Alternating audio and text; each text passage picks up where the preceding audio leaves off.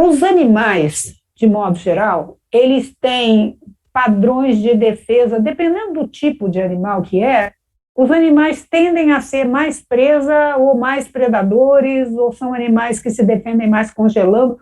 Tem alguma coisa que é mais compatível com a espécie, né? Então, assim, um leão é muito mais um animal cujo mecanismo de defesa é a luta, né? Uma zebra, o mecanismo de defesa da zebra é mais a fuga, né? Do antílope, de um filhote de antílope, de um coelho. Não pode imaginar um coelho querendo se defender na luta com um coiote, né? Então, tem algumas espécies animais que são mais presa e aí o organismo vai mais para a fuga. Tem animais que têm um potencial corporal e um jeito de estar na vida que eles são mais presas, mais predadores. Não quer dizer que eles não sejam presas também, eventualmente, né? Então, a gente vê esses filmes de documentário animal, então tá lá, sei lá, o leopardo caçando alguma coisa, né? Caçou, tá lá comendo o búfalo. De repente aparece um bando de hiena, ele se retrai e ele foge, porque naquele momento ele seria presa por aquele bando de hiena, né? Então, ele tem a resposta possível da fuga, não é que ele só sabe lutar, mas no cotidiano dele, ele tem uma tendência maior à luta. Agora, nós, como seres humanos, nós somos tanto presas como predadores. Então, em algumas situações, nós somos predadores, em algumas situações, nós somos presas. Então, nós temos uma dinâmica que acaba, muitas vezes, a vida da gente levando a gente a desenvolver um padrão mais de luta ou desenvolver um padrão mais de fuga em função do que a gente foi experimentando no nosso desenvolvimento. Há muitos anos eu tive uma experiência em um supermercado, que às vezes eu conto essa história para mostrar como é que pessoas que têm padrão de luta congelada reagem de uma maneira absolutamente sem pé nem cabeça. Eu estava num supermercado aqui em São Paulo que não tinha instituído ainda aquela história de você pesar legumes, verduras, essas coisas no caixa na saída, né? Então, você tinha de escolher aquilo nas bancas lá dos legumes e das verduras, depois tinha duas balanças ali que os homens, os funcionários, você botava lá, eles pesavam, botava etiqueta, você já chegava na caixa registradora com aquilo pesado. E é um supermercado que eu não ia nunca, eu estava lá, por acaso, não sei por quê, eu não sabia que tinha não sabia que tinha uma história de fila única para as duas balanças. E aí, esvaziou uma balança, e eu não vi que tinha uma moça parada ali, e botei a coisa na frente. Né? Botei, sei lá, meia dúzia de tomate ali na balança. Esta menina teve um ataque que parecia que eu estava roubando a bolsa dela. Ela gritava, mas é um absurdo! A gente fica aqui na fila e vem no idiota e passa lá na frente. Mas foi uma coisa tão sem pé nem cabeça, porque a balança do lado, imediatamente após eu botar o tomate, a balança do lado esvaziou. Ela teria sido atendida 10 segundos depois, mas ela se sentiu profundamente agredida, né? Eu imagino, olhando, eu me lembro que na hora eu levei um susto, eu só me virei para ela e disse assim, desculpa, não percebi, fui tirando o tomate. O próprio rapaz da balança ficou super constrangido, disse, não, minha senhora, deixa aqui, porque a outra balança estava do lado. O marido dela, que estava perto, se mandou, porque eu acho que ele já devia morrer de vergonha desses comportamentos da criatura e foi embora, voltou depois, né?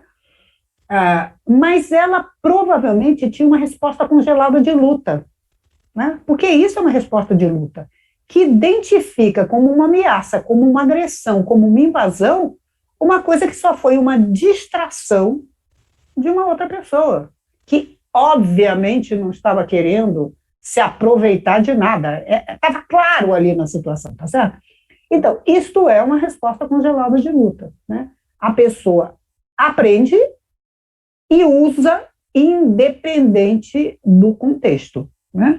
Imagino que esta moça ou tenha precisado lutar muito para sobreviver, né? lutar muito, teve de enfrentar muita coisa, e aí passou a entender qualquer coisa como uma invasão, uma agressão, ou durante muito tempo ela ficou muito congelada na luta, e a partir do momento que ela foi crescendo, aquilo ali se tornou um padrão que saía de uma maneira completamente estereotipada. Então, a gente nota esses padrões mais na linha da luta, mais na linha da fuga, mais na linha do congelamento, nos nossos clientes, né? Eu fui uma pessoa que fui muito congelada na fuga. Qualquer coisa, fugi primeiro, né? Por quê? Porque a gente, quando era criança, eu sou a mais velha de 4 irmãos. A minha mãe era uma pessoa que morria de medo de conflito, né? E criou os 4 filhos. Minha irmã mais moça brinca dizendo que ela criou 4 carneiros, né?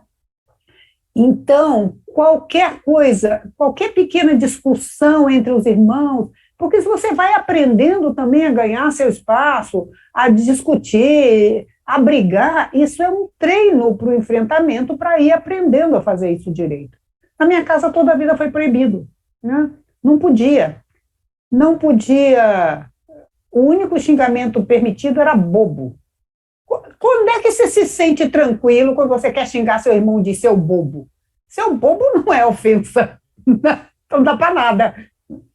E aí o meu irmão inventava, ele usava palavras normais e ele chamava, imagina, ele devia ter uns 7 anos, ele chamava minha irmã mais moça de mulher artificial, intrusa, né? Beterraba podre, porque assim, porque não podia xingar. Então, esse tipo de coisa é uma experiência que vai te ensinando de que a luta é inviável. Então, você executa a fuga, porque para o animal tanto faz lutar ou fugir, tá? O animal não tem esse juízo de valor de que fugir, eu sou covarde, lutar, eu tenho brio. Para o animal o que servir para me manter vivo é o melhor. Nós, como seres humanos, não temos esse tipo de postura. A gente tende a classificar a fuga como covardia, omissão, falta de posicionamento, fraqueza, vulnerabilidade no mau sentido, né? E o briguento é o que se coloca, é o que enfrenta as coisas. Então, nós temos juízos de valores que são muito deturpadores desse conceito, né?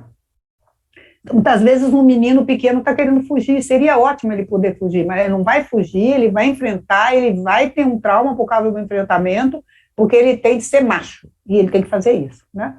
Então, a cultura humana traz muitas compreensões e distorções para uma dinâmica que instintivamente seria simplesmente uma possibilidade de sobrevivência a mais fácil possível, a mais eficaz possível.